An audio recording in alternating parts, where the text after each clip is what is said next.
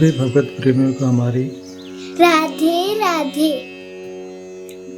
मानव जीवन का सर्वोत्कृष्ट फल सत्संग श्री भक्तमाल कथा के माध्यम से हमें मिलने जा रहा है। श्री भक्तमाल कथा के प्रधान श्रोता हमारे श्री प्रिया प्रीतम जी हैं। उनके श्री चरणों में प्रणाम करते हुए आइए आज के भक्त चरित्र का श्रवण करें।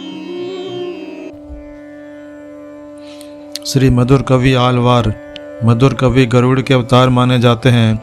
इनका जन्म तिरुकोल्लूर नामक स्थान में एक समावेदी ब्राह्मण कुल में हुआ था। ये वेद के बड़े अच्छे ज्ञाता थे, परंतु इन्होंने सोचा कि प्रेम, भक्ति और तत्वबोध के बिना विद्या किसी काम की नहीं।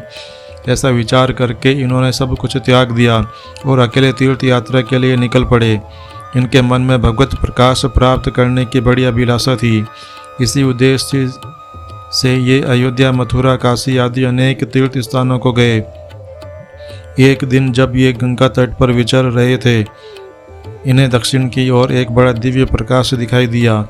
वह प्रकाश इन्हें लगातार 3 दिनों तक दिखाई देता रहा। ये उस प्रकाश से इतने अधिक आकर्षित हुए कि उसके पीछे पीछे बहुत दूर तक चले गए।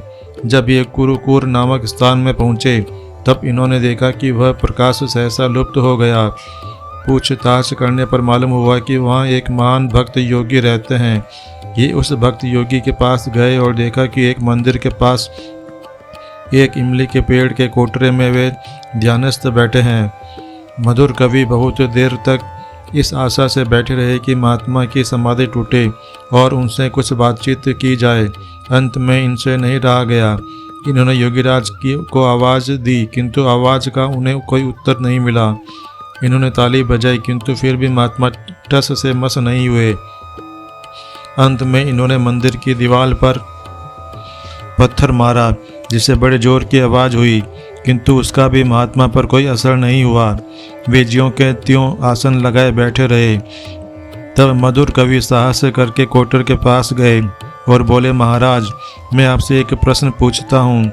यदि सत पदार्थ सूक्ष्म चेतन शक्ति असत अर्थात जड़ प्रकृति के अंदर आविर्भूत हो जाए, तो वह क्या खाएगा और कहाँ विश्राम करेगा? अब योगी ने अपना मुंह खोला और कहा, वह उसी को खाएगा और वहीं पर विश्राम करेगा। यह जीव क्या खाता है और कहाँ कैसे रहता है? इसका उत्तर यह है कि सूक्ष्म आत्मा हृदय के अंतःस्थल में रहकर प्रकृति के कर्मों का दृष्टा रूप से उपभोग करता है। वह क्षेत्रज्ञ रूप में असंग होकर प्रकृति के खेल का आनंद लेता है। मधुर कवि ने अपने गुरु को पहचान लिया और भक्तराज ने भी अपने शिष्य को ढूंढ निकाला, जिसकी वे बहुत दिनों से बाट देख रहे थे। वे इस असत शरीर के अंदर सत परमात्मा के रूप में विद्यमान थे। मधुर कवि ने अपने गुरु की स्तुति करते हुए कहा, मैं इन्हें छोड़कर दूसरे किसी को नहीं जानता। मैं इन्हीं के गुण गाऊंगा। मैं इन्हीं का भक्त हूँ। हाय, मैंने अब तक संसार के पदार्थों का ही भरोसा किया। मैं कितना अभिमानी और मूर्ख था। सत्य तो यही है, मुझे आज इसकी उपलब्धि हुई। अब मैं अपने शेष जीवन को इन्हीं की कीर्ति का चारों ओर दिशाओं में प्रचार करने में बिताऊंगा।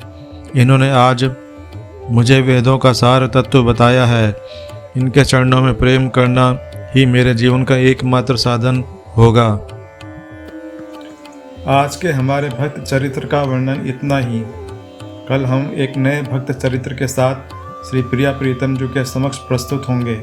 आपको हमारी राधे राधे।